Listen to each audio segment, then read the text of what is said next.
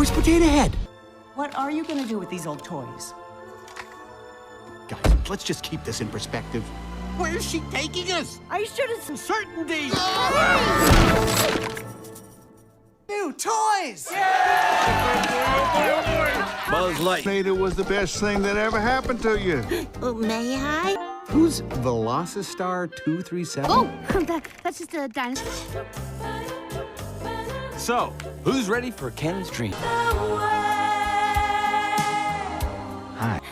Love your leg warmers. Nice ass cut. I'm a whole new life. Hey, what do you guys think of the new recruits? Any keepers? I'll please. That's Oh, I want to get played with. Rex. Two toys, now don't they? Oh, it was cold and in a couple of Lincoln logs. I don't think those were Lincoln Logs. You got a play date with destiny.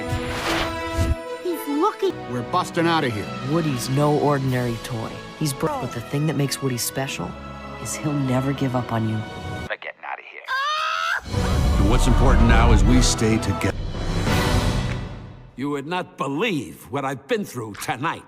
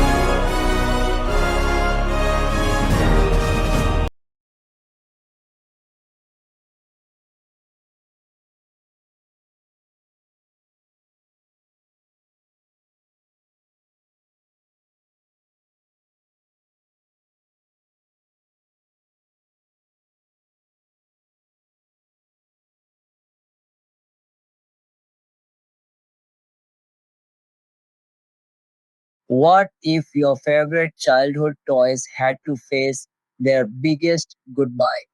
Toy Story 3 2010 delivers an emotional adventure that will make you laugh, cry, and remember your childhood. Stay till the end because Kali Facts has amazing facts and a full review you don't want to miss. Toy Story 3 is a 2010 American animated adventure, comedy, and drama movie made by Pixar Animation Studios for Walt Disney Pictures. It was directed by Lee Unkrich and written by Michael Arndt. This is the third movie in the Toy Story series and picks up after Toy Story 2 from 1999. The movie features the voices of Tom Hanks, Tim Allen, Joan Cusack, Don Rickles, Wallace Shawn, John Ratzenberger, Estelle Harris, Ned Beatty, Michael Keaton, Jodie Benson, and John Morris. The story follows Andy Davis, who is now a teenager getting ready to leave for college.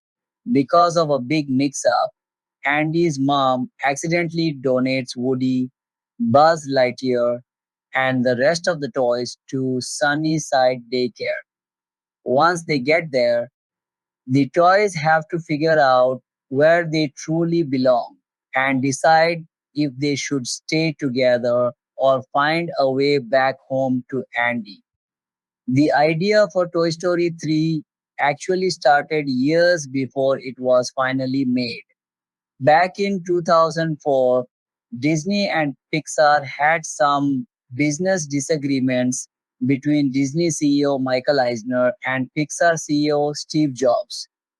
Because of that, Disney planned to make the movie at its own animation studio called Circle 7 Animation, with plans to release it in early 2008. Several different versions of the script were written during that time, but everything changed in 2006 when Disney officially bought Pixar. After the deal was finished, the Circle 7 version was cancelled and the studio was shut down. The project was then handed back to Pixar, where the team started over with a brand new script. Composer Randy Newman also came back to create the movie's soundtrack.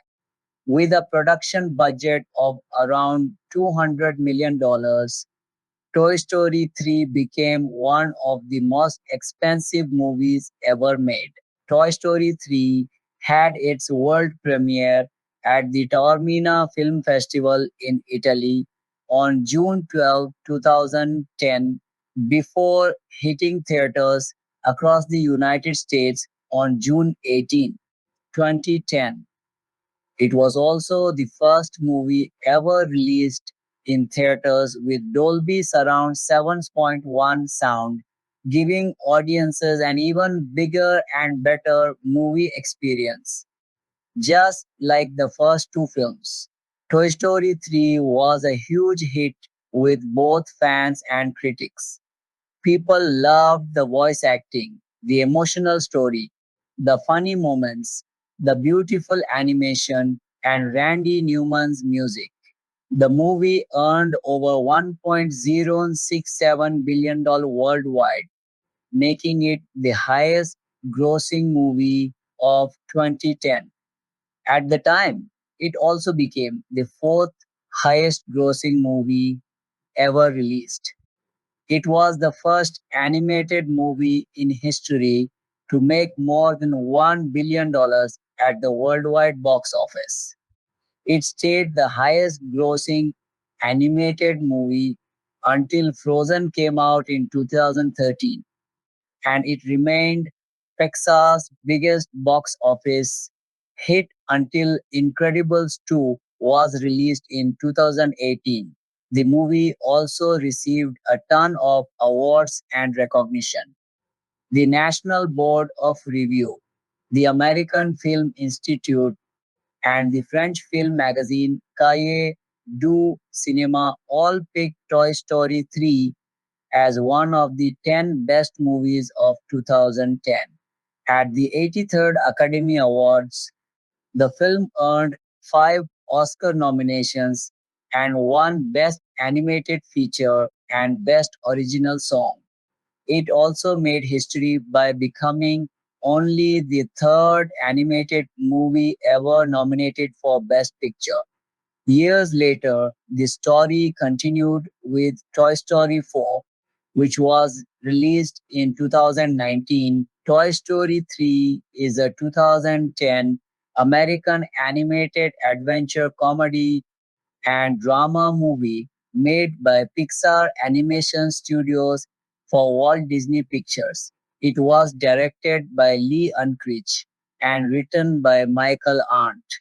This is the third movie in the Toy Story series and the sequel to Toy Story 2, which came out in 1999.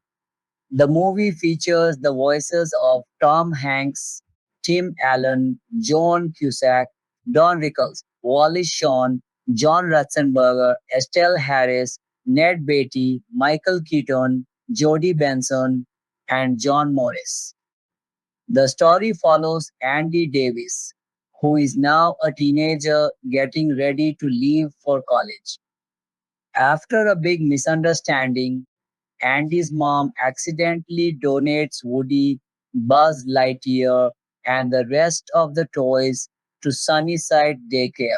Stuck in a new place with unfamiliar toys and kids, Woody, Buzz, and their friends have to decide where they truly belong and where their loyalty really is. Casting Tom Hanks as Woody stands as the emotional core of the Toy Story franchise, and his performance in Toy Story 3 2010 deepens the character's arc with layers of loyalty, vulnerability, and quiet leadership. Hanks, already an established A-list actor known for roles in Forrest Gump, Castaway, and Philadelphia, brought authenticity and warmth to Woody that elevated the cowboy doll beyond a simple children's toy. In this installment, Woody grapples with Andy's impending departure for college, forcing him to confront abandonment fears while guiding the group through perilous new environments like Sunnyside Daycare. Hank's voice work emphasizes Woody's steadfast nature, his delivery in key scenes, reassuring the toys during escape attempts, or delivering heartfelt goodbyes, conveys wisdom earned through previous adventures. Pixar's recording process involved multiple sessions over years, with Hanks reading lines dozens of times, varying emphasis and emotion. Animators referenced video of these sessions for facial expressions and gestures, ensuring the performance translated seamlessly to animation. Hanks and Tim Allen, Buzz, insisted on recording some lines together, a rarity in animation that preserved their on screen chemistry, echoing their one day collaboration on the original Toy Story. This collaborative approach allowed spontaneous interactions that enriched dialogues, particularly in tense moments inside the daycare or during the climactic escape. Hanks's portrayal in Toy Story 3 highlights Woody's growth from a possessive leader in the first film to a selfless protector willing to sacrifice for his friends. His vocal inflections capture hesitation, resolve, and eventual acceptance, mirroring real life transitions. Fans and critics noted how Hanks's natural warmth made Woody's dilemmas relatable, contributing to the film's emotional resonance as Andy's toys face an uncertain future. Tim Allen as Buzz Lightyear complements Hanks perfectly. Allen, famous for Home Improvement and the Santa Claus series, infuses Buzz with earnest heroism and comic rigidity. In Toy Story 3, Buzz undergoes a major subplot involving a software reset that turns him into a deluded Spanish speaking romantic, adding hilarious layers. Allen's physical comedy shines through voice alone, exaggerated Spanish accent with Javier Fernandez Peña handling the mode and dramatic flair during the flamenco sequence with Jesse. Allen's commitment mirrored Hanks. The duo's joint sessions fostered authentic banter, crucial for their buddy dynamic amid new threats. Buzz's arc explores identity and loyalty, with Allen delivering lines that blend confusion, determination, and camaraderie. His performance anchors the film's action sequences, from the daycare breakout to the incinerator climax, where Buzz's leadership equals Woody's. Allen's gravelly, enthusiastic tone makes Buzz's to infinity and beyond. Refrains feel earned rather than repetitive, reinforcing themes of friendship and purpose. Joan Cusack as Jessie returns with spirited energy. Cusack, acclaimed for dramatic and comedic roles in films like Working Girl and In and Out, gives Jessie depth as a cowgirl doll haunted by past abandonment. In Toy Story 3, her fear drives much of the group's initial hesitation, but her bravery shines during escapes. Cusack's expressive voice captures Jessie's yodeling enthusiasm, vulnerability, and romantic tension with Buzz. Her recordings brought emotional authenticity, especially in scenes confronting loss.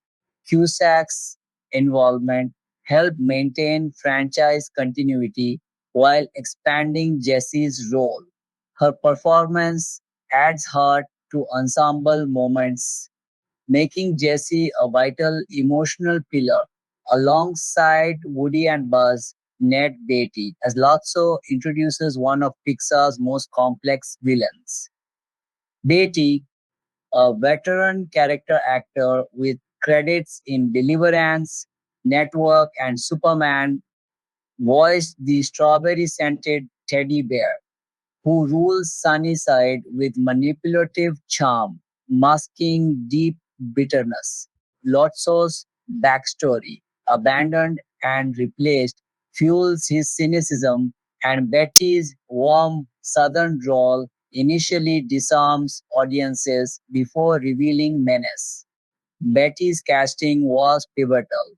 Multiple actors were considered, but his folksy gravitas perfectly suited Lotso's deceptive benevolence, turning tyrannical.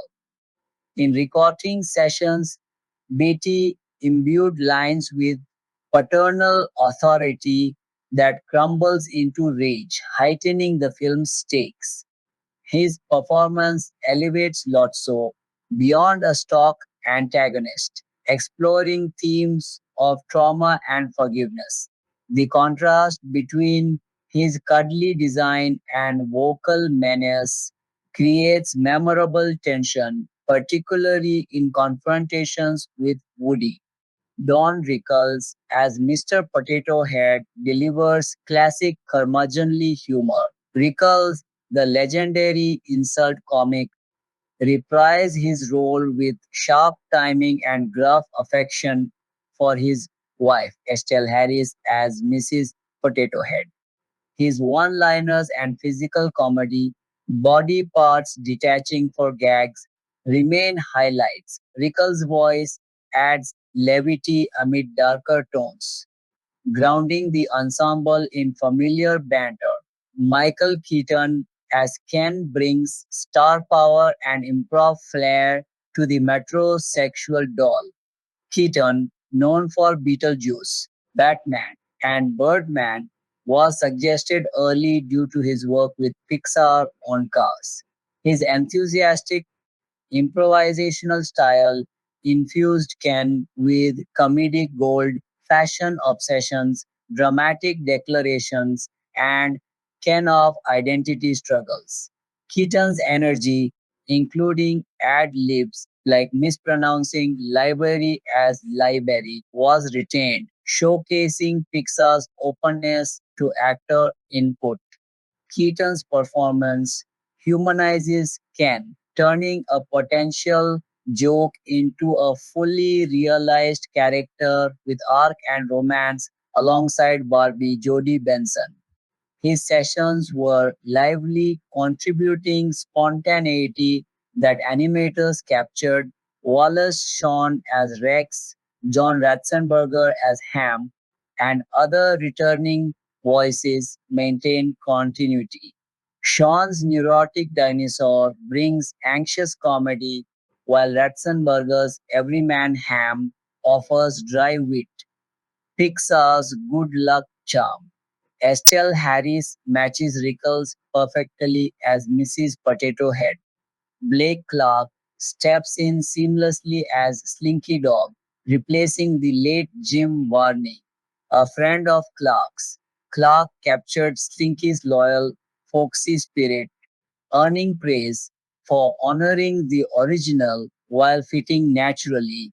John Morris as Andy marks a poignant reunion. Morris voiced young Andy in the first two films as a child. For Toy Story 3, director Lee Unkrich tracked him down.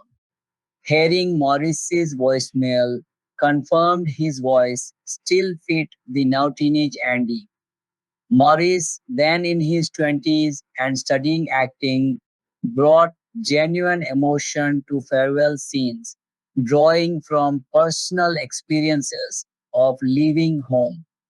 His performance in the goodbye sequence, handing toys to Bonnie, feels authentic and tear jerking. reflecting real growth. Jodie Benson as Barbie reprises her Toy Story 2 role with bubbly empowerment. Benson, iconic as Ariel in The Little Mermaid, adds glamour and agency, especially in Ken's arc. Her voice work highlights Barbie's evolution from accessory to independent thinker. New additions enrich the Sunnyside cast. Timothy Dalton as Mr. Pricklepants lends dramatic gravitas to the thespian hedgehog with Shakespearean flair in playtime scenes. Kristen Schaal as Trixie brings quirky enthusiasm to the Triceratops. Her comedic timing from Flight of the Conchords perfect for group dynamics. Jeff Garlin as Buttercup adds laid-back humor as the unicorn. Bonnie Hunt as Dolly provides nurturing warmth. Whoopi Goldberg as Stretch delivers sassy octopus lines with her signature wit. Jack Angel, John Saigon, Jan Rabson, and Richard Kind round out supporting toys like Chunk, Twitch, Sparks, and Bookworm with distinctive personalities. Supporting human voices include Laurie Metcalf as Andy's mom, reprising her role with subtle poignancy, Emily Hahn as Bonnie, Laurie Allen as Bonnie's mom, B. Miller as Molly, R. Lee Ermey as Sarge, final franchise appearance, and Eric Von Detten reprising Sid. These performances ground the fantasy in relatable family dynamics. Casting directors Kevin Reher and Natalie Lyon orchestrated the ensemble brilliantly.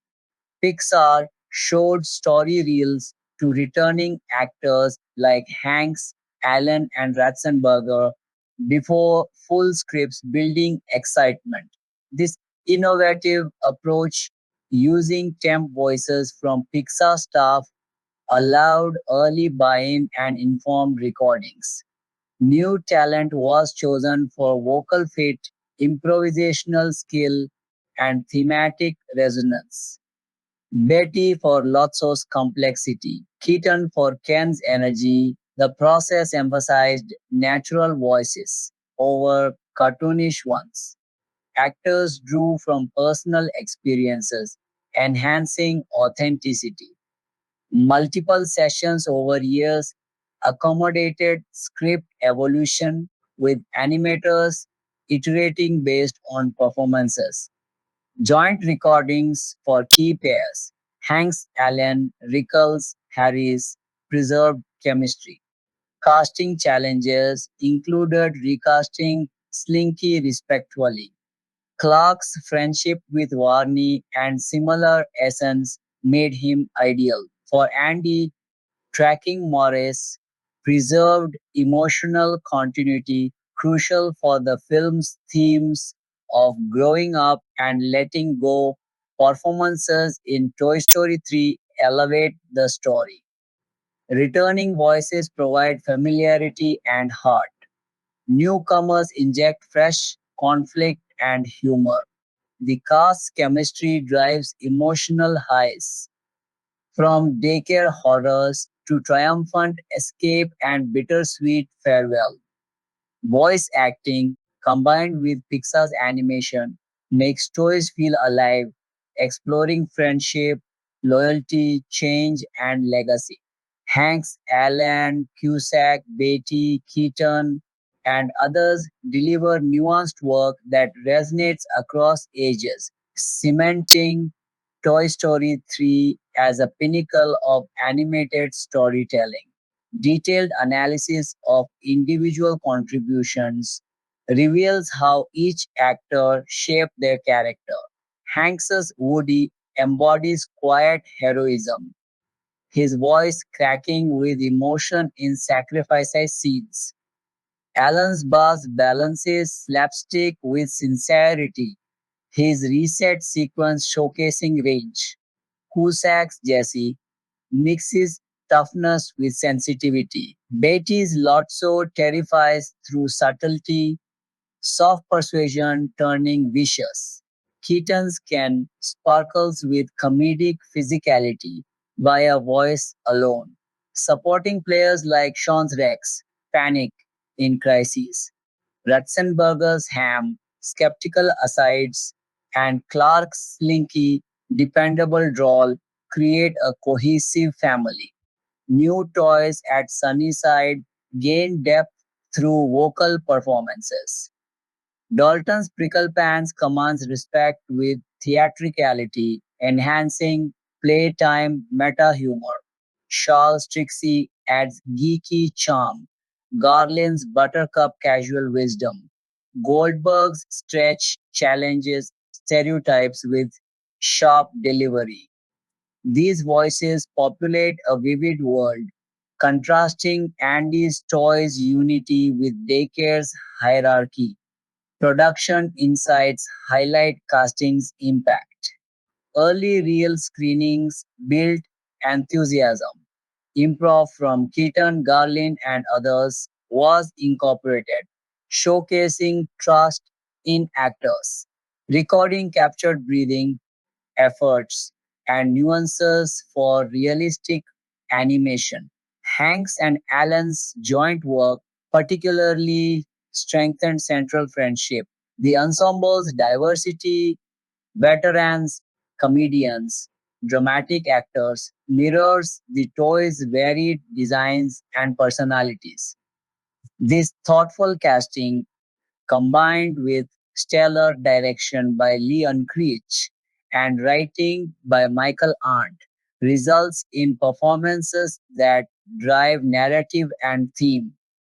Toy Story 3's voice cast not only entertains but moves audiences, making the film a landmark in animation history through its heartfelt, hilarious, and human portrayals. Word count approximately 5,000, expanded through detailed role analysis, production context, performance breakdowns, and thematic ties across sections on principals, returns, newcomers, and process, production development, and pre production. The road to Toy Story 3 was far longer and more complicated than audiences who saw the finished film in 2010 might have guessed. The project's roots stretch back to 2004, a period when relations between the Walt Disney Company and Pixar Animation Studios had grown tense. Disney's then chairman Michael Eisner and Pixar's chief executive Steve Jobs were locked in difficult negotiations over the future of their partnership. And as the possibility of a permanent split between the two companies became increasingly real, Disney began preparing for a future without Pixar's direct involvement in its most valuable franchises. At the heart of the dispute was the structure of the original agreement the two studios had signed years earlier.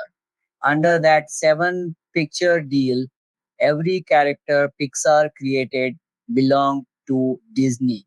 And Disney also held the rights to produce sequels to any of the Pixar films released up through Cars, though Pixar was entitled to first refusal on any such sequel work. With a split looking likely, Eisner set in motion a plan to develop a third Toy Story film without Pixar's creative involvement, assigning the project to a newly formed in-house unit called Circle 7 Animation.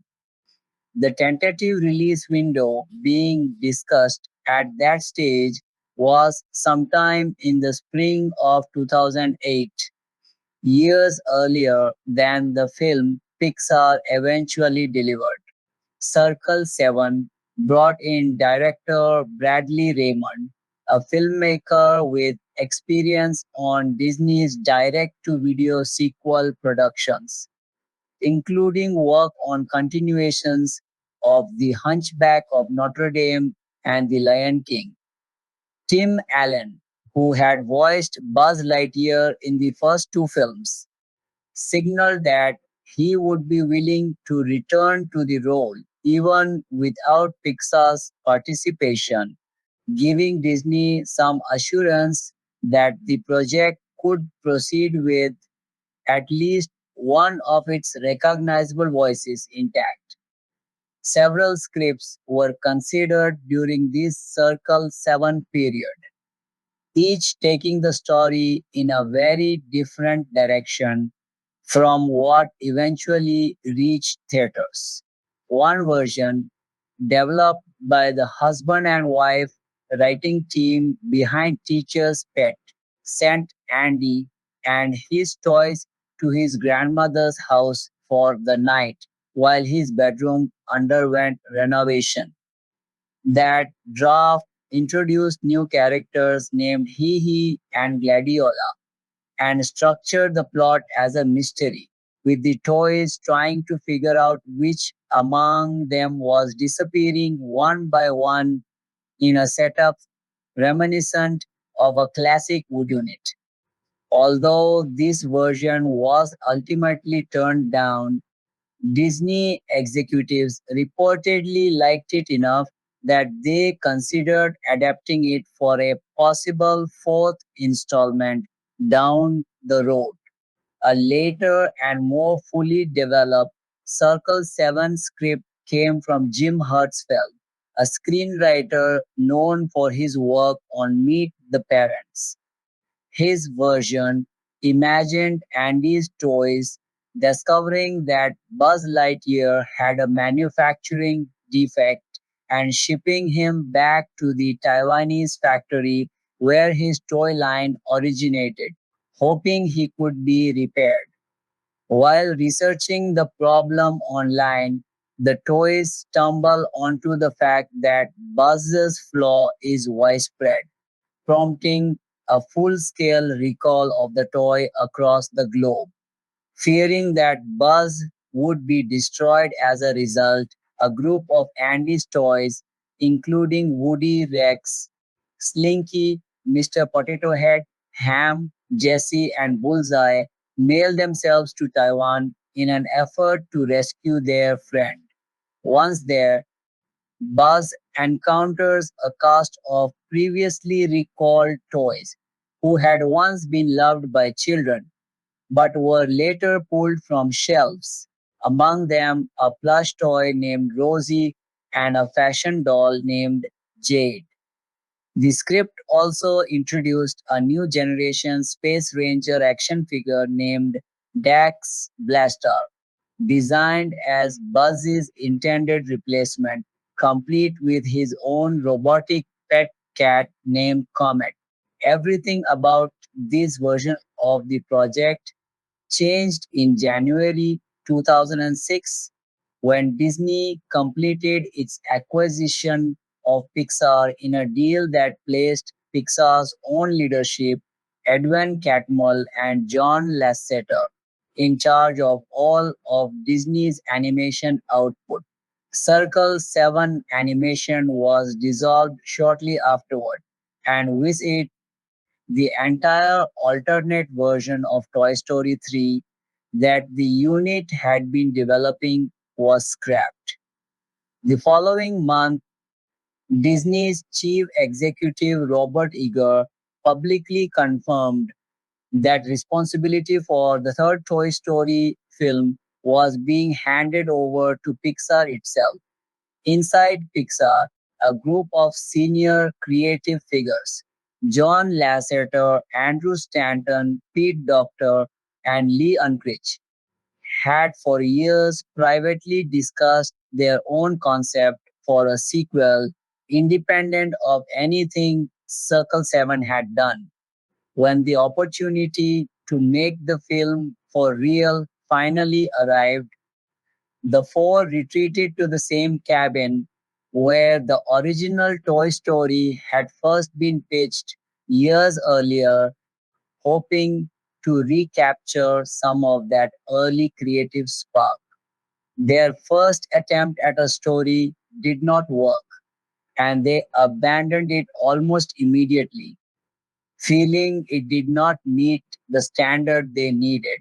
Struggling to find a way forward, they spent the rest of that first day re-watching the first two Toy Story films together. It was only on the following day that the outline of a new story began to take shape. Andrew Stanton was tasked with turning that outline into a formal treatment. Crucially, none of the ideas or scripts developed for the abandoned Circle 7 version ever made their way into the new Pixar story, and this was by design rather than accident. Lee Unkrich later explained that the team deliberately avoided reading anything Circle 7 had produced, wanting to start the project with a completely clean slate, rather than be shaped even unconsciously by work they had not created themselves. In February 2007, John Lasseter formally announced that Unkrich, who had previously co-directed Toy Story 2, would take sole directing responsibility for the third film. This marked a departure from the first two entries, both of which Lasseter himself had directed. By this point, Lasseter's attention was needed on Cars 2. Screenwriter Michael Arndt was brought on to write the script, and 2010 was named as the film's tentative release year. Unkrich had actually been collaborating with Arndt and the story department since the middle of 2006, well before his director title was made official, and he later admitted to feeling considerable pressure not to be responsible for what would be regarded as Pixar's first outright failure, given that every one of the studio's previous features had succeeded both critically and financially. By February 2008, the basic shape of the plot had become public knowledge. Woody and his fellow toys would end up donated to a daycare center after Andy left home for college, a premise that would remain essentially intact through to the finished film. This daycare center concept turned out to be an unusually rich setting for the filmmakers to build a story around, since it allowed the Pixar team to introduce an entirely new ecosystem of toy characters without needing to abandon the established cast that audiences already loved. Rather than sending Andy's toys on a journey to some distant or exotic location, the daycare setting kept the emotional core of the story close to home while still opening up space for new relationships, new conflicts, and a new antagonist in the form of Lotso Hugging Bear.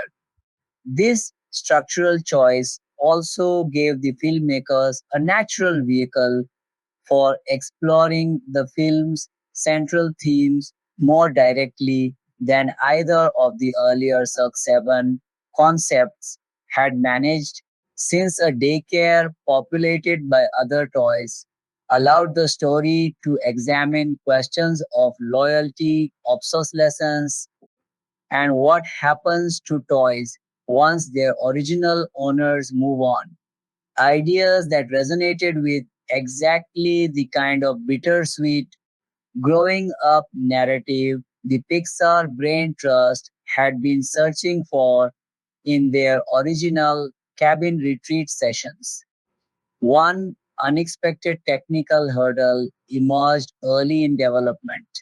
When Pixar's team went back to examine the original computer files used to build the 3D character models from the very first Toy Story film, they discovered that although the files could still be opened, they could no longer be edited thanks to accumulated software errors. As a result, the animators were forced to rebuild many of the classic character models completely from scratch rather than simply updating existing assets. Separately, the elaborate junkyard sequence that plays out near the end of the film required an extraordinary technical investment, with more than a year and a half of dedicated research and development work needed just to build the simulation systems capable of rendering that chaotic crowded environment convincingly. The studio also took an unusual approach when it came to bringing back its principal voice actors. Rather than simply sending Tom Hanks, Tim Allen, and John Ratzenberger a written script to review, Pixar assembled a full story reel, essentially a rough cut of the entire film, made up of storyboard artwork combined with temporary voice recordings, sound effects, and music, and screened the whole thing for the actors in a theater setting. Once the screening ended, all three actors agreed to return to their roles. Hanks, in particular, was reportedly paid $15 million for his participation, described as the highest salary ever paid to a voice actor at that time. Filming, although Toy Story 3, like all of Pixar's features, was produced through computer animation rather than traditional live action photography. A great deal of real world research underpinned the visual design of its most demanding sequences. The film's climactic set piece takes place largely within a garbage incinerator and landfill, and to get the look and atmosphere right, Pixar artists made repeated visits in 2007 to an actual landfill and incinerator facility in Northern California. Unkrich later discussed these trips in an interview with NPR, noting that the crew visited the Altamont dump along with several other landfill sites in the region. This was not the studio's first time drawing on real waste management facilities for inspiration. A similar research process had informed the design of Wall-E a few years earlier. But the creative goal this time around was markedly different. In Wall-E, the junkyard-like setting was simply the robot protagonist's home, not a place of danger. For Toy Story 3, the production wanted the incinerator sequence to feel genuinely threatening to its characters, aiming for something resembling a toy-scaled version of Dante's vision of hell, a landscape defined by suffering and the looming threat of annihilation. Rather than trying to replicate an actual waste facility with documentary accuracy, the filmmakers were more interested in identifying the specific visual details that would make the setting feel dramatically convincing, even if that meant departing from strict realism. Production designer Bob Pauly later joked about the disparity between his team's research trips. and those of colleagues working on other Pixar projects, noting that the crew behind Ratatouille had gotten the far more glamorous assignment, flying to Paris and dining in French restaurants for their research. While the Toy Story 3 team never left Northern California and instead spent their time trudging around a local garbage dump. It is worth pausing on just how different the finished Toy Story 3 is from either of the two Circle 7 concepts that preceded it, since the contrast says a great deal about the creative direction Pixar's own team ultimately chose. Both of the earlier scripts, the whodunit set at Andy's grandmother's house and the globe-spanning rescue mission built around a Buzz Lightyear product recall, were essentially adventure-driven stories built around external threats or mysteries happening to the toys. The Pixar version that eventually reached theaters took a very different tack, grounding its drama instead in the more intimate, character based question of what happens to beloved objects, and by extension to childhood itself, once the child who owned them grows up and moves on. That thematic shift from external plot mechanics toward an internal meditation on time, ownership, and letting go arguably became the defining quality that critics and audiences would later single out for praise. The involvement of Pixar's senior creative leadership in shaping this new direction also reflects how tightly the studio's internal culture was bound up with its most important franchise. John Lasseter, Andrew Stanton, Pete Docter, and Lee Unkrich were, by 2006, among the most senior and trusted storytellers at the studio, and the decision to have this same brain trust personally revisit and rework the Toy Story concept rather than handing the assignment to a newer team underscored how much weight Pixar placed on getting a third entry right. Having watched the first two films together before landing on their new approach, the four filmmakers were, in effect, re immersing themselves in the tone, humor, and emotional rhythms that had made the earlier films work, using that immersion as the foundation for whatever came next. A quieter, more personal thread of the production involved the film's art director, Daisuke Tsutsumi. Tsutsumi is married to the niece of the celebrated Japanese animator Hayao Miyazaki, a relative who had originally served as an inspiration for the character Mei in Miyazaki's beloved 1988 film My Neighbor Totoro. In a small tribute connecting the two studios and families, the character Totoro makes a brief cameo appearance somewhere within Toy Story 3.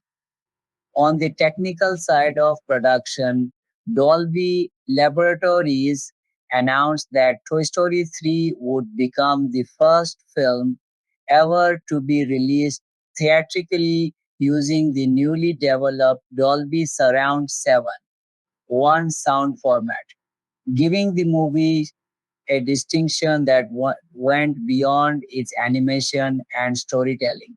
Because of this, even the eventual Blu-ray release of the film would carry its original 7.1 audio mix, a notable departure from the more common practice of remixing older films into 7.1 sound specifically for home video. Taken together, the landfill research trips, and the pioneering sound format point to a broader pattern in how Pixar approached the making of this particular sequel. Rather than treating the third installment in an already beloved franchise as an opportunity to coast on established goodwill, the production team pushed for genuine innovation on multiple fronts simultaneously, from the emotional ambition of the story itself to the physical realism of its most frightening setting, to the very technology used to deliver its soundtrack to audiences. Each of these choices carried real risk.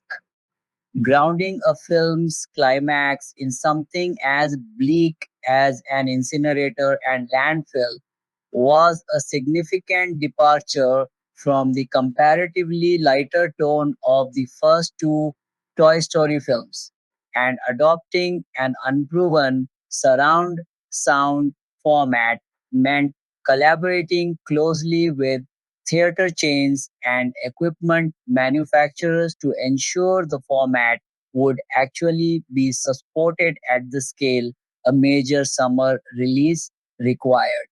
That the studio pursued all of these ambitions at once on a film that already carried the pressure of being Pixar's first true second sequel speaks to the confidence the studio had built up over its preceding decade and a half of consistent critical and commercial success. Post production, much of what would traditionally be considered post production on a live action film is, for an animated feature like Toy Story 3, deeply intertwined with the ongoing production process itself, since the film's visuals, sound, and performances are all built up gradually rather than captured in a single shoot and then assembled afterward.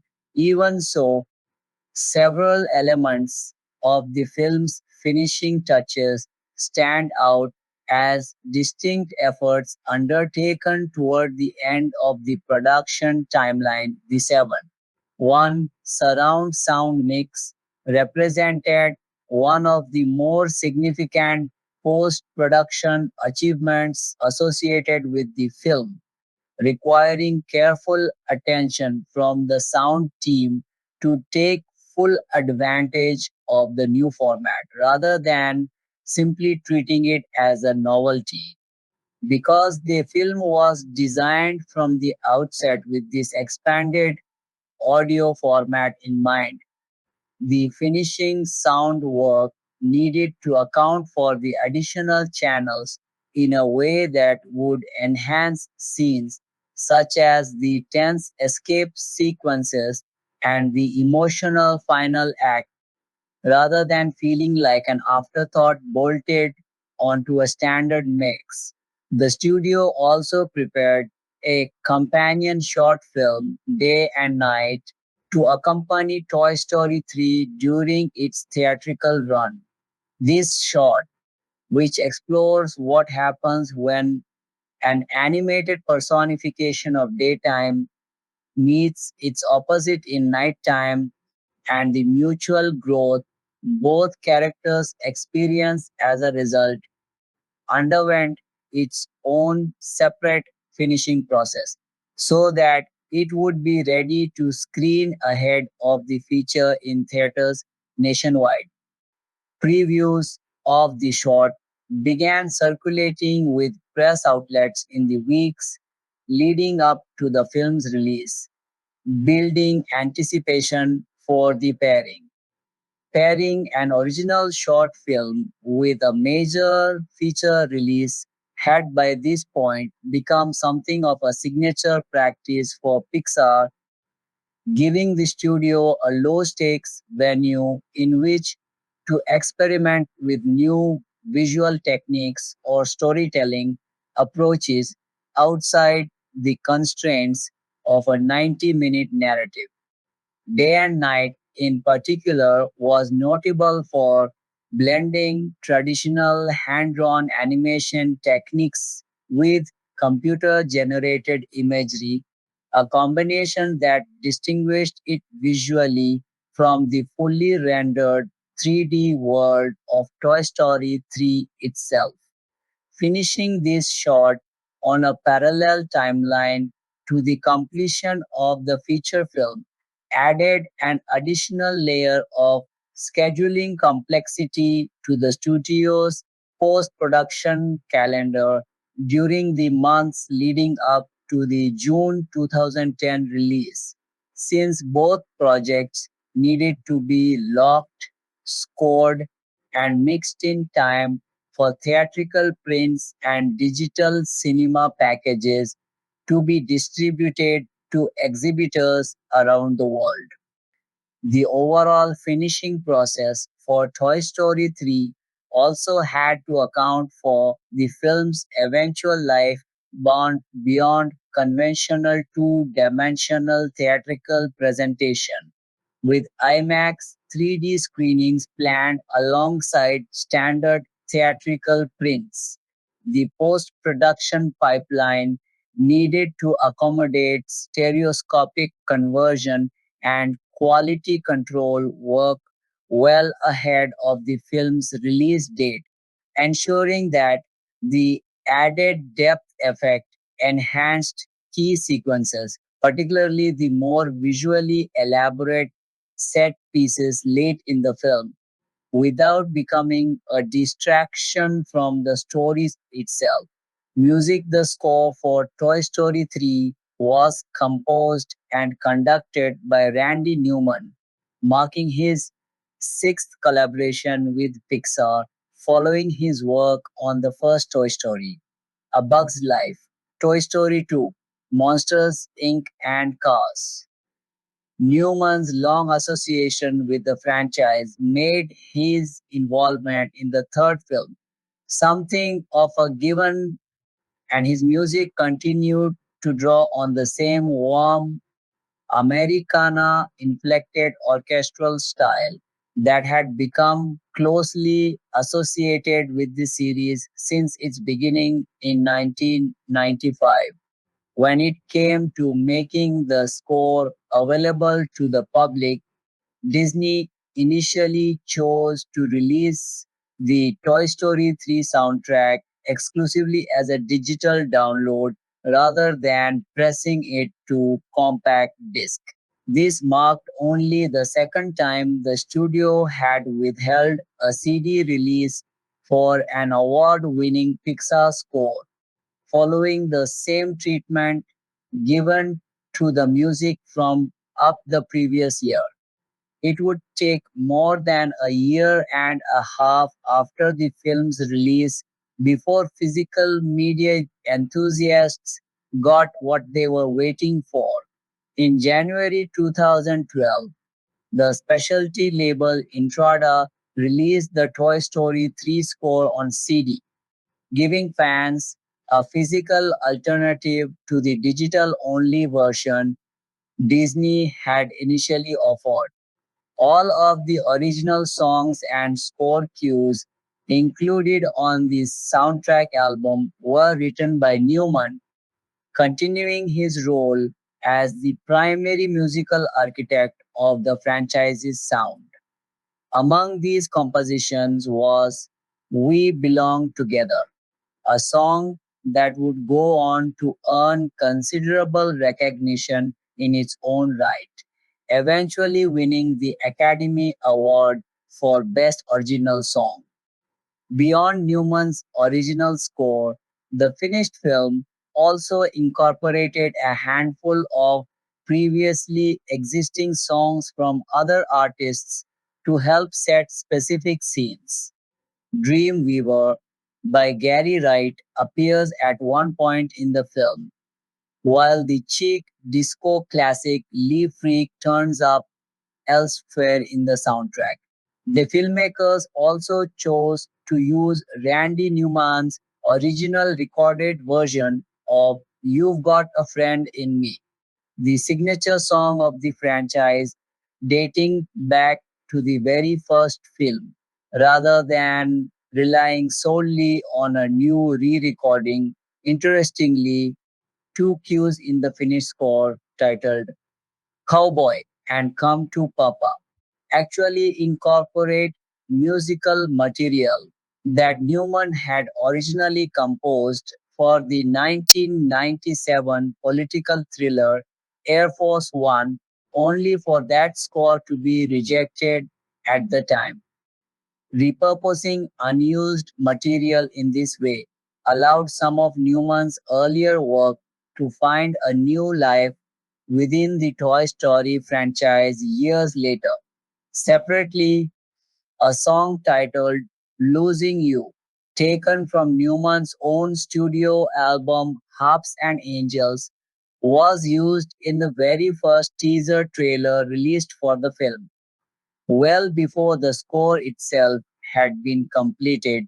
In an unusual bit of trivia connected to the film's temporary score, the Judas Priest song Electric Eye was reportedly used as temp music over the film's opening scene at an earlier stage of editing, before Newman's original compositions were finalized and slotted into that same sequence. Music from Dancing with the Stars also became connected to the film during its promotional run. On the May 11, 2010 episode of the American Dance Competition series, the Gypsy Kings performed a Spanish language rendition of You've Got a Friend in Me, accompanied by a paso double routine choreographed for the show. Both the song and this associated dance style also appear within the film itself, tying the television promotional tie-in directly back to material audiences would see on screen. The choice to fold a Spanish language rendition of the franchise's signature song directly into the narrative was not simply a marketing flourish.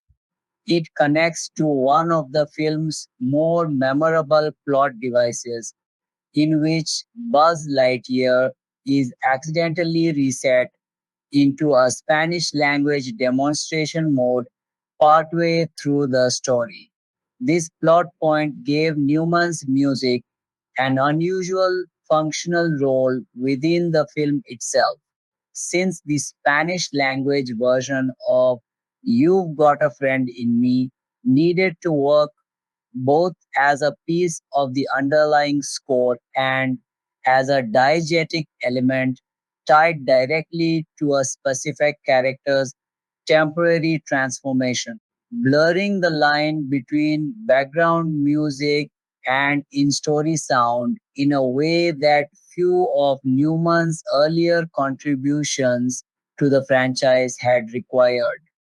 Newman's continued involvement across six consecutive Pixar productions by the time of Toy Story 3 also meant that his musical voice had by 2010 become almost inseparable from the studio's broader identity in the minds of many moviegoers and critics. His warm, folk inflected orchestral style, built around recurring instrumentation choices and melodic motifs that echoed across multiple films, gave the Toy Story series in particular a consistent musical through line spanning 15 years and three feature films.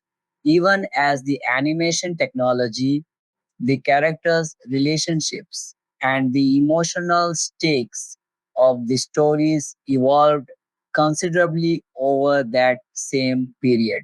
Release theatrical Toy Story 3 held its worldwide premiere on June 12, 2010, opening the Taormina Film Fest in Italy, a somewhat unusual choice of launch event for a major American animated blockbuster. Its United States premiere followed just a day later on June 13, 2010, with a screening at the historic El Capitan Theater in Hollywood, California. That same venue hosted a special Toy Story marathon on June 17, 2010, giving audiences the chance to watch all three films in the series together for the first time in a single sitting, just one day ahead of the third film's wide release. The film's wide theatrical release in the United States came on June 18, 2010, and it was distributed not only to conventional theaters but also to IMAX 3D screens as part of the same release window, taking advantage of the growing popularity of premium large format and three-dimensional exhibition at the time. Moviegoers who saw Toy Story 3 during its theatrical run were also treated to the accompanying short film Day and Night, which played ahead of the main feature. As described above, the short centers on the meeting of two animated personifications, Day and Night, and the process by which each comes to understand and grow from their encounter with their opposite. The marketing campaign leading up to release unfolded in stages over more than a year. The first teaser trailer for Toy Story 3 debuted attached to Up in Disney Digital 3D screenings back on May 29, 2009, more than a full year before the third film itself reached theaters. That October, on October 2, 2009, Disney re-released the original Toy Story and Toy Story 2 together as a double feature converted into Disney Digital 3D, giving longtime fans a reason to revisit the earlier films on the big screen. 10 days later, on October 12, 2009, the first full-length trailer for Toy Story 3 debuted as an exclusive attachment to that same double feature re-release. Momentum continued to build into the new year. A second teaser arrived on February 10, 2010, followed the very next day by a second full trailer, which then appeared attached to 3D screenings of both Alice in Wonderland and How to Train Your Dragon, two other major releases from that period. Home video releases of the earlier films were also used to build anticipation. On March 23, 2010, Disney issued the first two Toy Story films separately on Blu-ray and DVD combo packs, with the original Toy Story disc, including a short behind-the-scenes feature titled The Story of Toy Story 3, and the Toy Story 2 disc, carrying a companion piece called Characters of Toy Story 3. Merchandising played a substantial role in the film's rollout as well. Companies including Mattel, Thinkway Toys, and Lego all produced toy lines tied to the film, while Fisher-Price, a Mattel subsidiary, released a set of 21 3D images of the film for use with the classic Viewmaster viewer. Disney Interactive Studios developed and published a tie-in video game, Toy Story 3.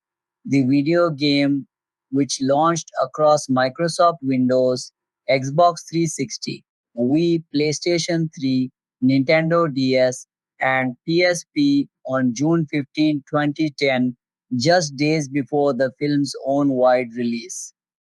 A version for the older PlayStation 2 cons followed Later that year, arriving on October 30th, 2010 as part of a console bundle with a standalone release.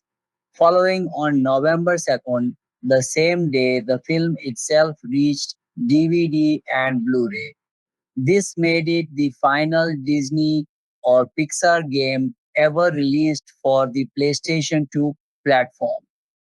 The film also found its way into technology promotion well outside the usual entertainment press. On April 8, 2010, Apple featured Toy Story 3 during its event, unveiling the iPhone's OS 4 software, with Steve Jobs personally demonstrating a Toy Story 3 themed advertisement built using the then new HTML5 web standard as an example of Apple's iAd platform. Separately, Pixar produced a faux vintage commercial for the fictional Lots O'Huggin bear toy, deliberately formatted to resemble a scratchy old VCR recording from around 1983, complete with distorted audio and flickering, degraded video. A Japanese language version of this same fake commercial was also released online, with the character's name translated to Little Hug Hug Bear. In the weeks before the film opened, Disney also promoted Toy Story 3 by airing the first two films across several of its cable networks, including Disney Channel, Disney XD, and ABC Family, often accompanied by exclusive sneak peek footage from the new film, with Disney Channel serving as the primary outlet for these previews. Taken together, this marketing campaign represented an unusually comprehensive multi platform effort, even by the standards of a major studio tentpole release. The strategy spanned traditional theatrical trailers, cable television programming, home video bonus features, consumer product tie ins, mobile technology demonstrations, and even network television entertainment programming, all coordinated to build anticipation over more than a full calendar year leading up to the film's June 2010 debut. This breadth reflected both the commercial stakes riding on the film, given its substantial production budget, and Disney's confidence that a franchise with 15 years of goodwill behind it could sustain that level of sustained promotional attention without audience fatigue setting in before the actual release date arrived. The eventual box office results, discussed in detail below, suggested that confidence was well placed. As the film moved into awards season later that year, its Oscar campaign attracted particular attention for its ambition.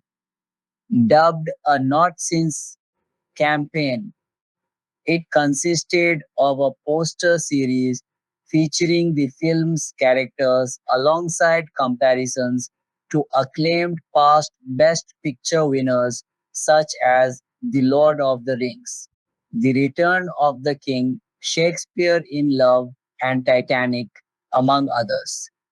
Walt Disney Studios chairman Rich Ross made clear that the studio's ambitions for the film extended beyond simply winning the Best Animated Feature category, explicitly targeting the Best Picture race itself.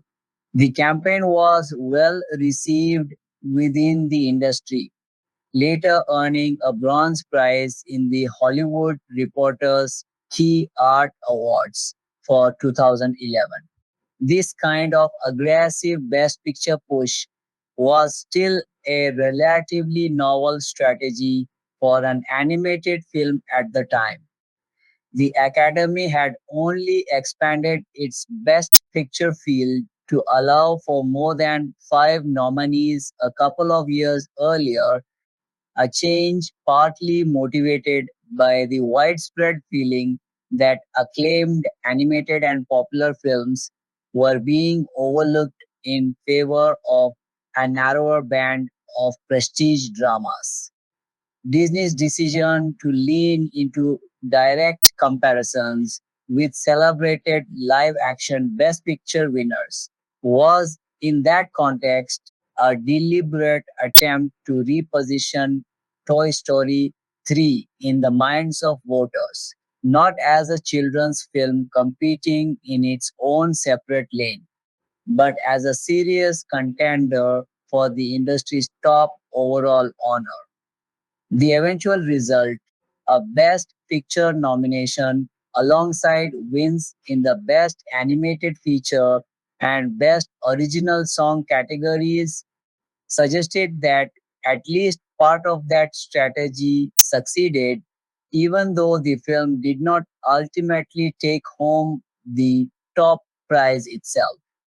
The film's theatrical release strategy overall reflected the broader shift the exhibition industry was undergoing at the time toward premium formats.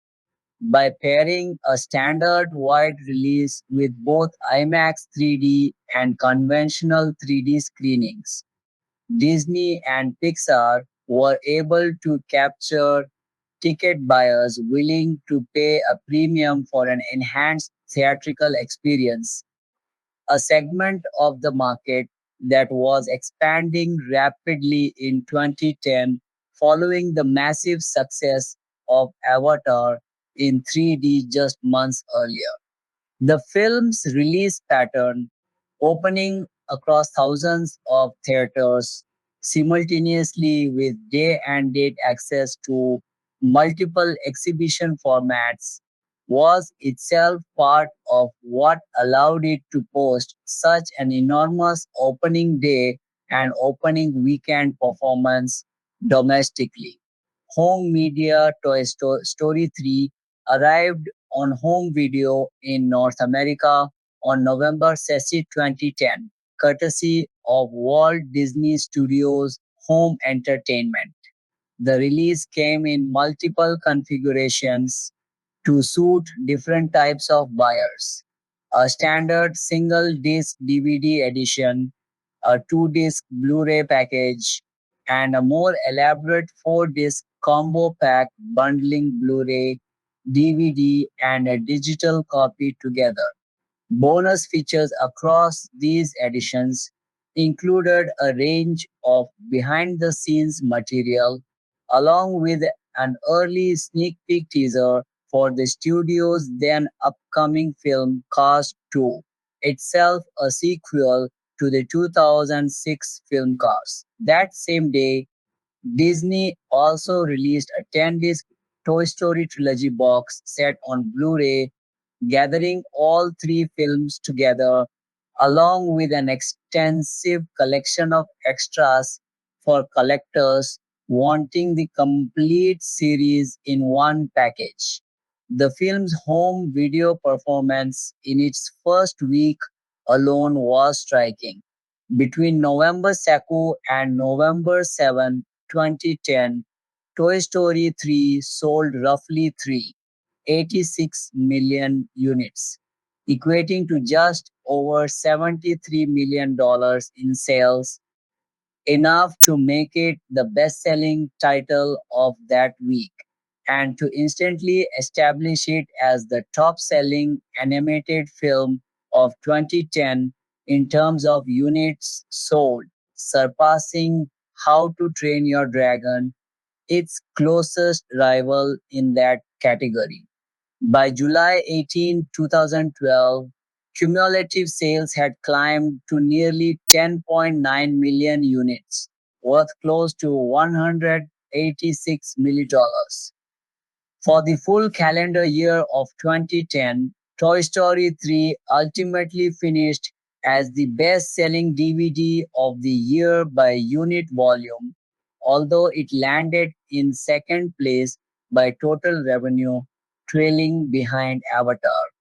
On the Blu ray side specifically, the film moved approximately 4 million units, making it the fourth best selling Blu ray release of that year. International home video sales were similarly strong. In the United Kingdom, Toy Story 3 set a new record for the largest first day sales revenue ever recorded by an animated film release on both DVD and Blu ray formats simultaneously. Digital sales performed just as well. On the very first day the film became available through iTunes, it immediately became the most downloaded Disney film in the platform's history up to that point. Years later, the films received a further home video upgrade when it was released on 4K Ultra HD Blu-ray on June 4, 2019, allowing a new generation of home theater equipment to display the film at a significantly higher resolution than the original Blu-ray edition had offered. The overall pattern of the film's home entertainment performance mirrors its theatrical success in almost every respect.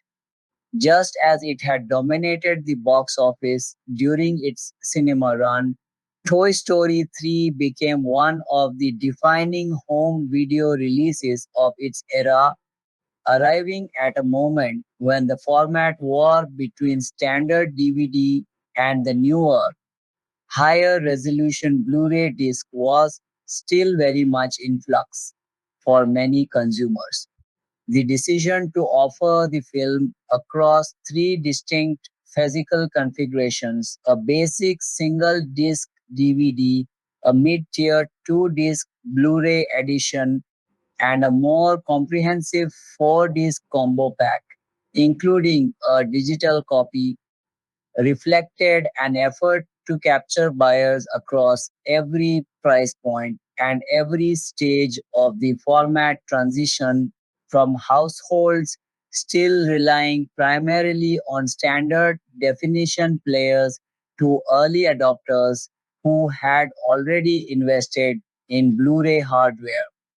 The accompanying 10-disc trilogy box set, released on the same November 2010 date, also gave longtime fans of the franchise a single definitive way to own all three films together, complete with a substantial collection of bonus material spanning the full 15-year history of the series.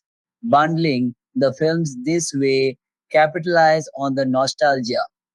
Many adult viewers felt watching Andy grow up and leave for college in the third film, a storyline that closely paralleled the real world experience of audiences who had themselves grown up alongside the franchise since the original 1995 release. Beyond its official commercial releases, Toy Story 3 also became the subject of an unusual grassroots tribute years after its theatrical run. Two brothers from Iowa, Morgan and Mason McGrew, spent 8 years painstakingly recreating the entire film in stop motion animation using physical toys and iPhones as their cameras. Their project, titled Toy Story 3 in Real Life, was uploaded to YouTube on January 25, 2020. The shot for shot remake excluded any scenes featuring human characters, but otherwise reused the film's original audio track throughout. According to reporting from Screen Crush, Pixar's parent company, Walt Disney Studios, granted the brothers permission to publish their tribute film online rather than having it removed. Reception box office Toy Story 3 turned into one of the defining box office success stories of 2010 and indeed of Pixar's entire history up to that point. The film ultimately earned $415 million across the United States and Canada, combined with a further 652 million from international markets for a worldwide total of $1.067 billion. That haul was enough to make it the highest grossing animated film of all time upon release, a record it would hold until Frozen surpassed it in 2013, and it also stood as the single highest grossing film released anywhere in the world during 2010. Its opening weekend alone demonstrated the scale of audience demand. The film topped the worldwide box office in its debut frame with $145.3 million, a figure that climbed to $153.7 million once weekday preview screenings were factored in, a result that ranked as the ninth largest worldwide opening weekend ever recorded for an animated feature at that time. The film's march toward the $1 billion mark culminated on August 27, 2010, its 71st day in release, when it officially crossed the $1 billion threshold worldwide. This made Toy Story 3 the third Disney affiliated film ever to reach that milestone, the second Disney distributed release to do so within 2010 alone, following Alice in Wonderland earlier that same year, and remarkably, the very first animated film in history to cross the $1 billion mark. It was also only the seventh film of any kind across the entire history of cinema to reach that figure. Domestically, Box Office Mojo estimated that the film sold more than 52 million tickets across the United States over the course of its run. Its opening day alone, June 18, 2010, brought in $41.1 million from 4,028 theaters, including roughly $4 million generated from midnight screenings held in about 1,500 theaters, a result that set a new opening day box office record for an animated film at the time, a mark that would later be surpassed first by Minions and subsequently by Finding Dory. Over its full opening weekend, the film earned $110, $3 million domestically, a result that broke the record for the largest opening weekend of any Pixar film to that point, a mark later overtaken by Finding Dory.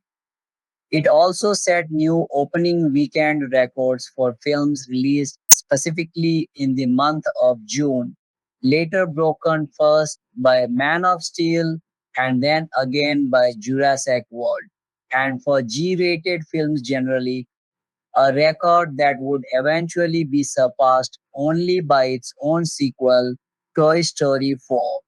Considered against the wider field of animated films, Toy Story 3's opening weekend ranked as the second largest ever recorded for the genre, and among all films released during calendar year 2010.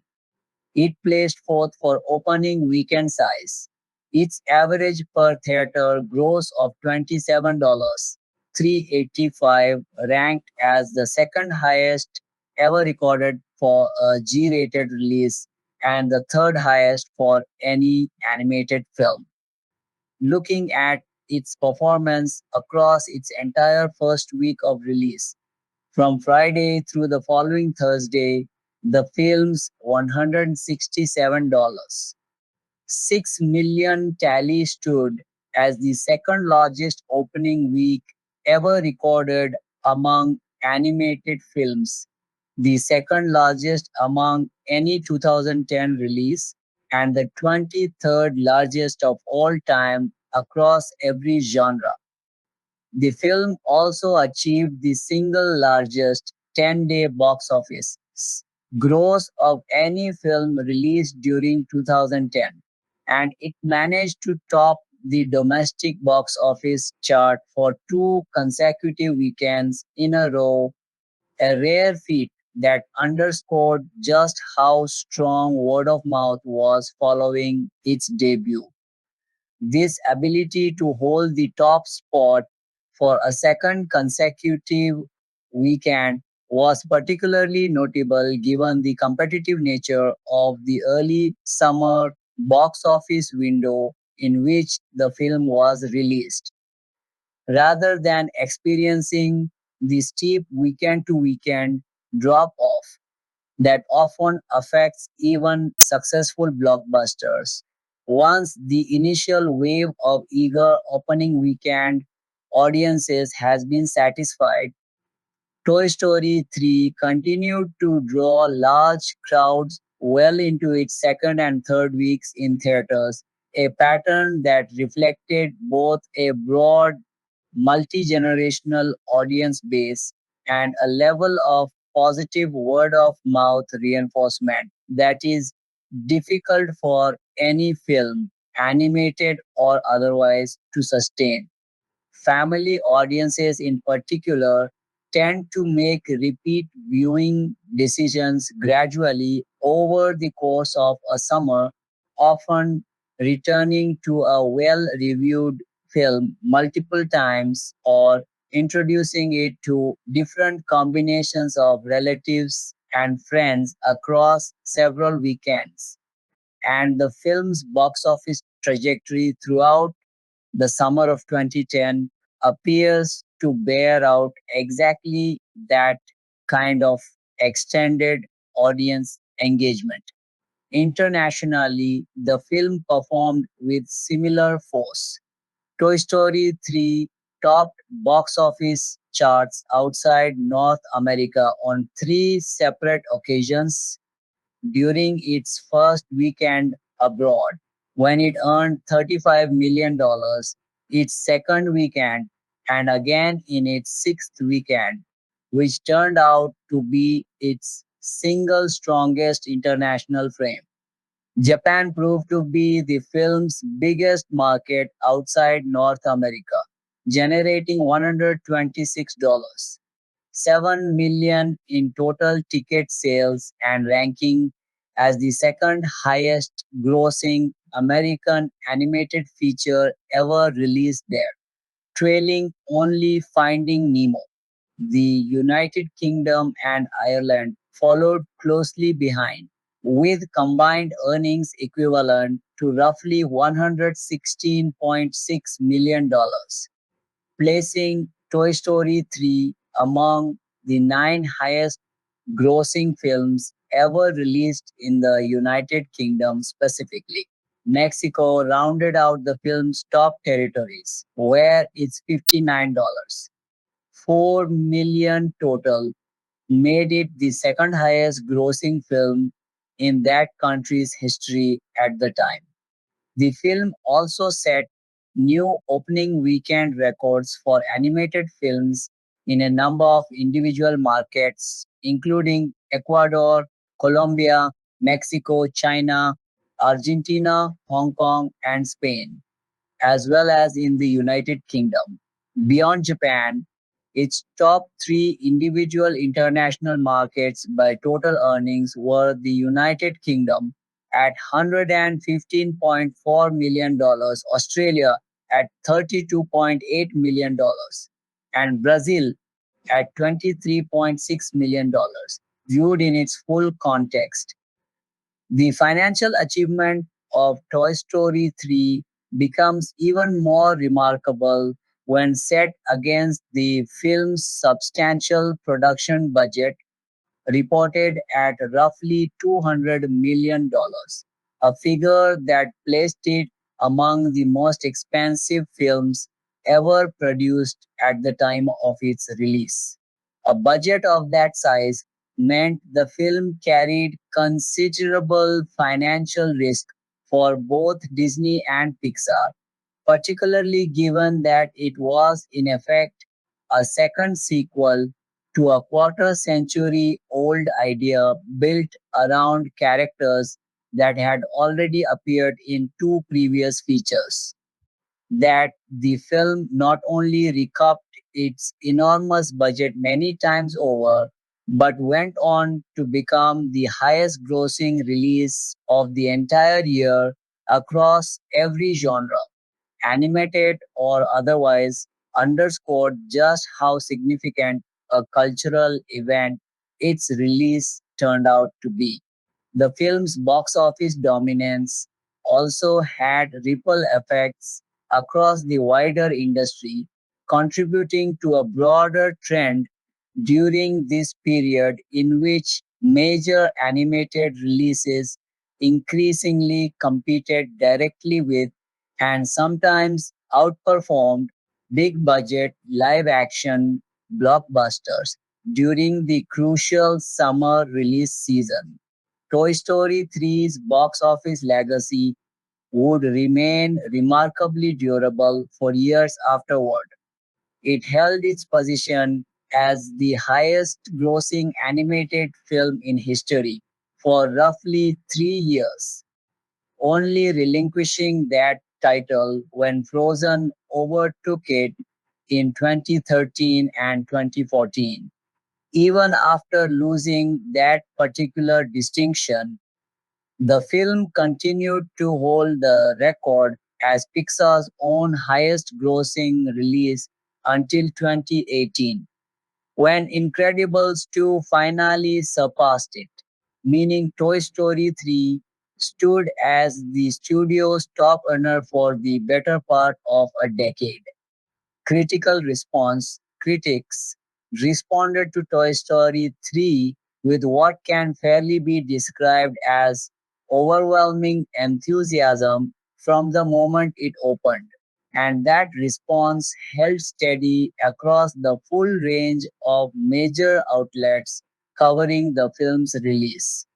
On the review aggregation site Rotten Tomatoes, the film settled at a 98% approval rating based on 309 collected reviews, with an average score of 8.9 out of 10. And the site's official critical consensus described it as a rare second sequel that genuinely works, praising its blend of comedy, adventure, and sincere emotion. Metacritic, which compiles reviews using a weighted numerical system, gave the film a score of 92 out of 100 based on 39 critics, a result the site classifies as indicating universal acclaim. Several major outlets went even further in singling the film out as a standout achievement for the entire year. Time magazine named it the best film of 2010, not merely the best animated film. And the following year, the magazine placed it 11th on its list, ranking the 25 greatest animated films of all time. Audience reaction, as measured by CinemaScore polling, gave the film an average grade of A, matching the score earned by the original 1995 Toy Story, though this represented a slight dip from the A-DOS grade that Toy Story 2 had achieved with audiences a decade earlier. Individual reviews from prominent critics reinforced this consensus while highlighting different aspects of the film's appeal. A.O. Scott, writing for the New York Times, reflected on how the 15-year, three-part saga of these plastic toy characters had, in the end, become a wistful reflection on loss, the passage of time, and the persistent, imperfect nature of love. Entertainment Weekly's Owen Gleiberman awarded the film an A grade, writing that even with expectations already set extremely high by the franchise's track record, the film managed to move him so deeply that he was genuinely startled. A computer animated comedy about toys could produce that kind of emotional effect. In a follow up piece, the next issue, Lieberman went on to note that he and many other adult men in the audience had been reduced to tears by the film's ending. The Hollywood Reporter's Michael Rechtschaffen offered a similarly warm assessment, describing the reunion of Woody, Buzz, and their fellow toys as thoroughly engaging and emotionally satisfying. On the BBC, critic Mark Kermode praised not just the individual film but the trilogy as a whole, calling it the finest movie trilogy ever made. Claudia Puig of USA Today awarded the film a full 4-star rating, describing this third installment as the strongest of the three films and as embodying everything a movie ought to be: funny, moving, thrilling, and smart. Not every review was quite so uniformly glowing, though even mixed notices tended to remain largely positive in tone. Michael Phillips of the Chicago Tribune awarded the film 3 out of 4 stars, suggesting that when measured against the richness of recent Pixar triumphs like Ratatouille, Wall-E, and Up, Toy Story 3 came across as a remarkably polished and confident piece of work, though one that felt slightly more like a well oiled product than the kind of magical fusion of art and commerce the studio had achieved with some of its other recent films. Roger Moore of the Orlando Sentinel landed closer to full enthusiasm, giving the film 3.5 out of 4 stars and describing it as a dazzling, frightening, and deeply sentimental conclusion to the series that had built Pixar's reputation in the first place. Taken as a whole, Toy Story 3 ended up being widely regarded as one of the very best reviewed films of the entire year.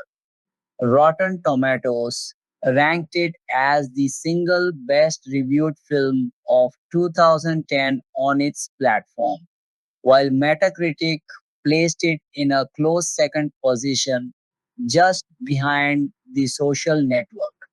Its rare showing on Rotten Tomatoes was not entirely unanimous. However, critic Armand White became something of a lightning rod for offering one of the few outright negative reviews of the film, a dissenting opinion that drew considerable pushback from other writers, and that has often been cited as the specific reason the film was denied a perfect 100% score on the aggregator.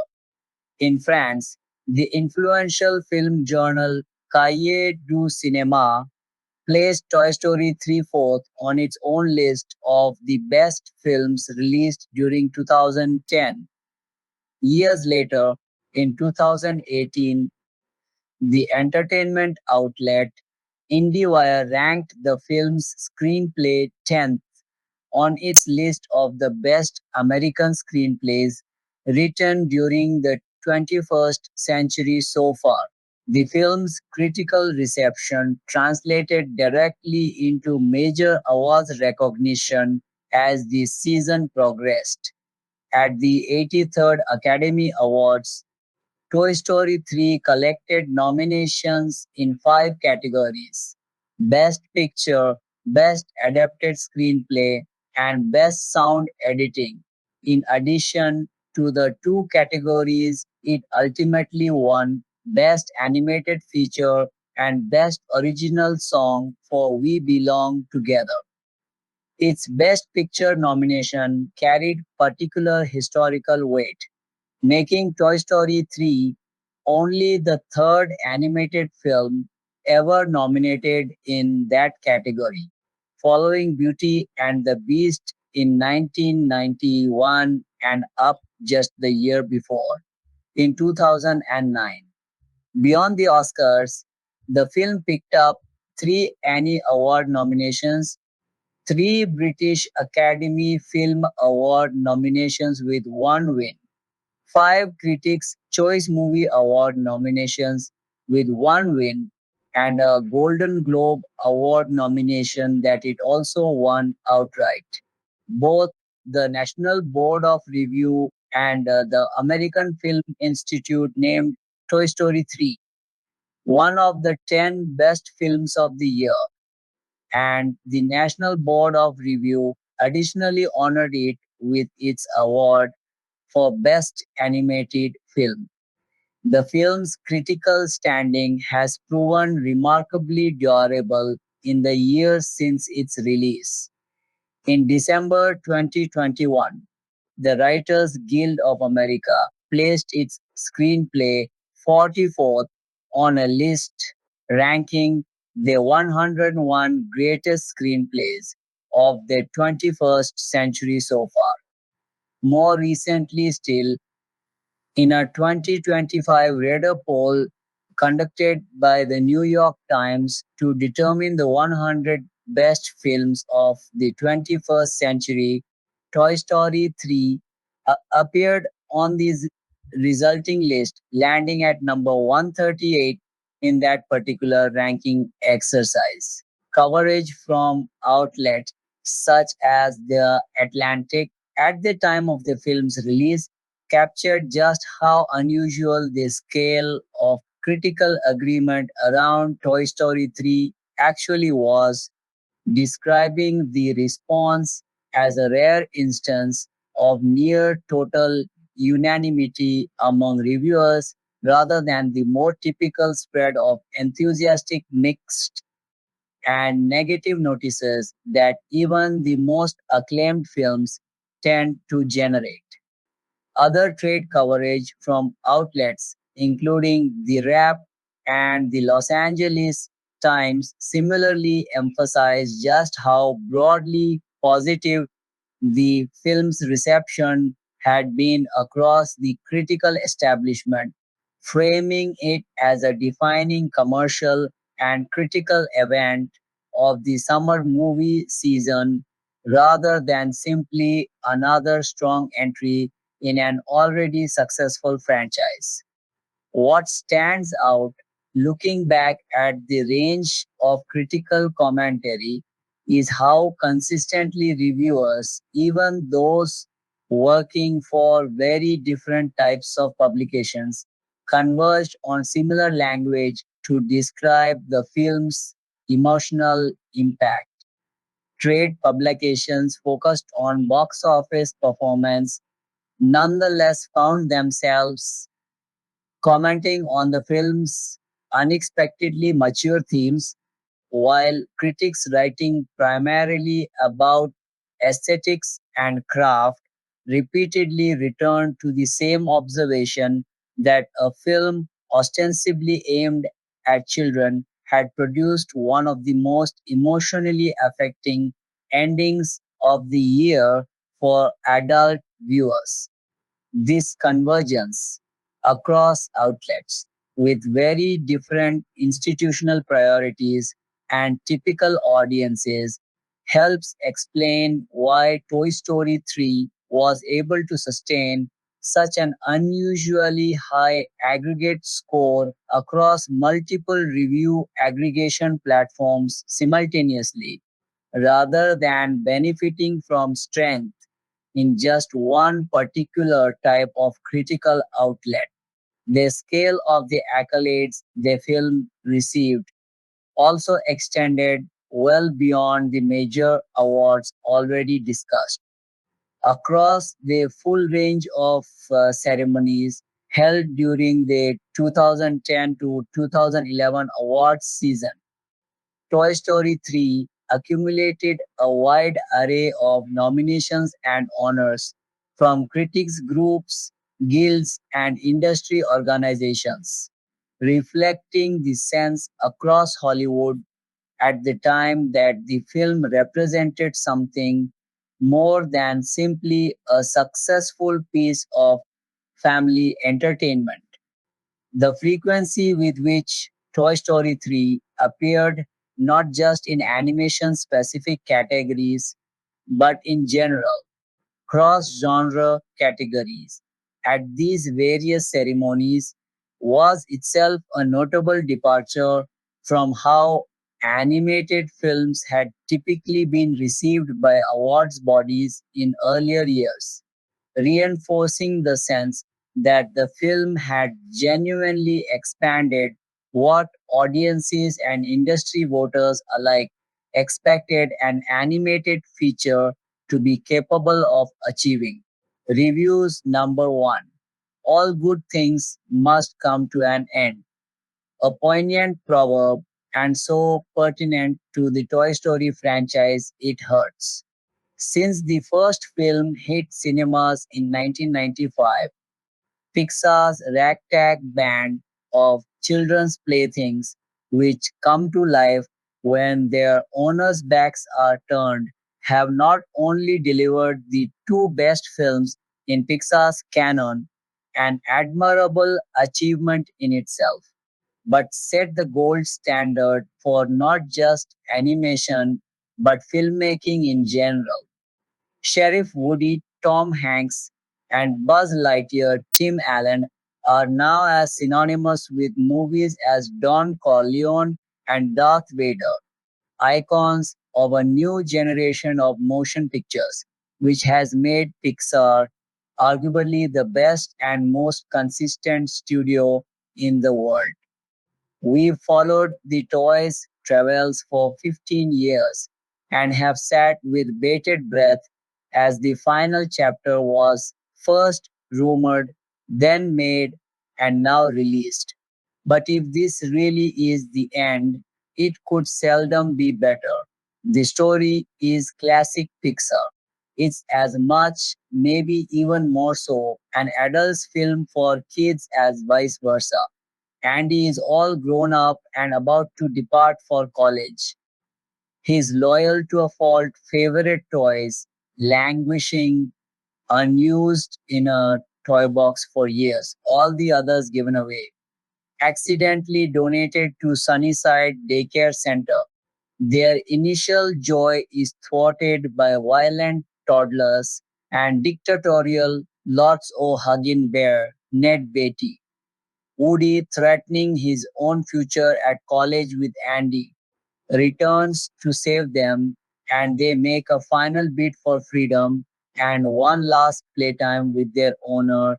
Dot already, it's clear that Toy Story 3 is far superior to its lesser imitators and contemporaries.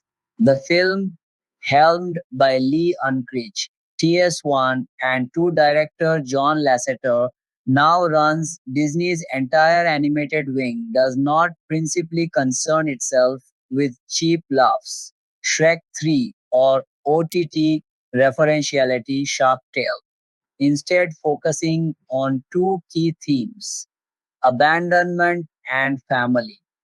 Handling such profoundly complex concepts in a manner communicable to both children and adults is incredibly difficult, but you'd never guess it watching Toy Story 3. For a film whose main characters are all toys, there's more human emotion in this film than in any other I've seen this year.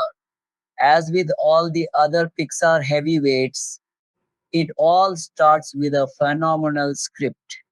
The clever jokes slipped inside simpler ones. Method has long been a hallmark of the studio's best films. Toy Story's staff meeting sequence stands out. And here there's an embarrassment of riches. Satires on office life, prison dramas, and family dynamics are all present, handled with such deftness and intelligence, it puts dozens of comedies to shame. The comedy itself, however, is somewhat different from the first two films. Woody and Buzz are no longer relied upon to carry both the plot and the comic relief, instead, principally dealing with the former. Mr. Potato Head, Ham, and Rex are the comic backbone of the film.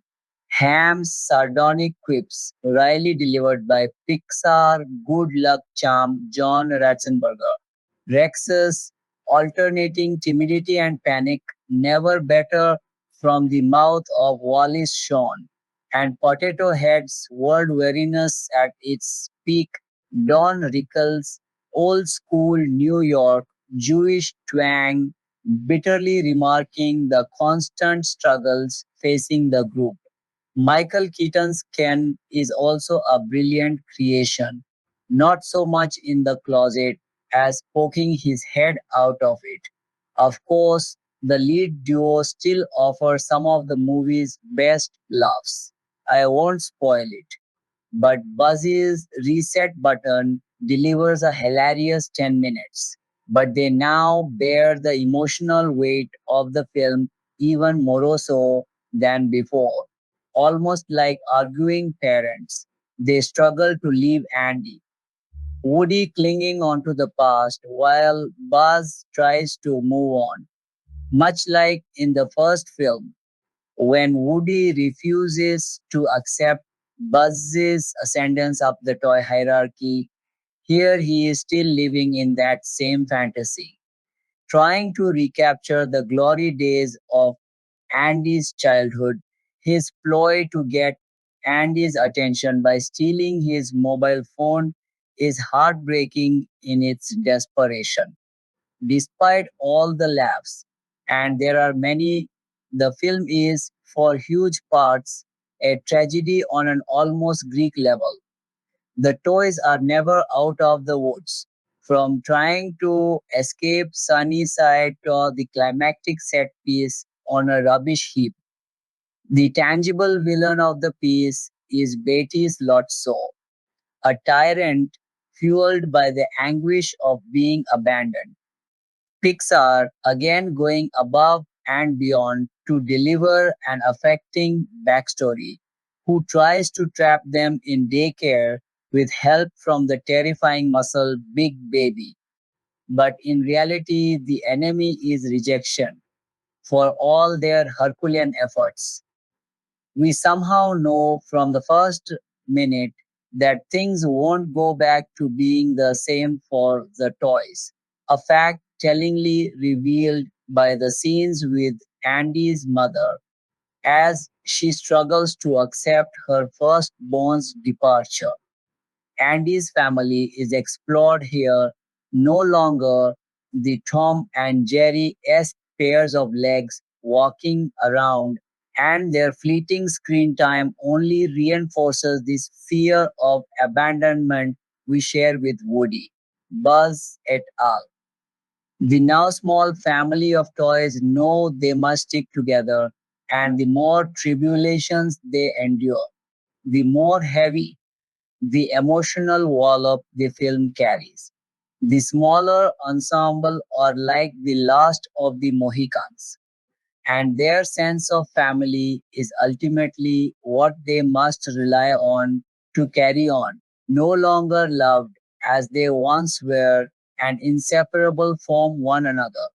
Toy Story 3 is without a doubt the film of the year and really ranks up with the first two as Pixar's best output to date. The wit, the emotion, the sheer humanity of the film is what makes it so unforgettable. Although tagged as a kids' film for adults, this is the first where the opposite seems more likely. The message of the film, difficult to swallow as it may be, is that life moves on, and if we aren't willing to change with the times, we will be left behind, whether toy or human. And now it's time for us to realize Toy Story is gone, just like Woody and Buzz. We've got to move forward. A lump in our throats, but joy in our hearts. 10-10. One of the most staggering cinematic achievements of the past 5 years, not just visually but emotionally. A fitting end to what must now surely be named the greatest film trilogy of all time. Toy Story 3 delivers on absolutely everything, from humor to sadness to poignant observation. They may be child's playthings, but Woody, Buzz, the Potato Heads, Ham, Rex, Jesse, Slinky Dog, and Bullseye have played with adult emotions once again. And saying goodbye is heartbreaking. They might miss Andy, but not nearly as much as we're going to miss them. Luke Grundy is a fervent assimilator of media living amid the bright lights of London, England. If he is not watching films or listening to music, he is probably asleep, eating, or dead. An aspiring writer, journalist, and musician, he is the creator of movie, Moss blog, Odessa and Tucson, and lives for epistemology.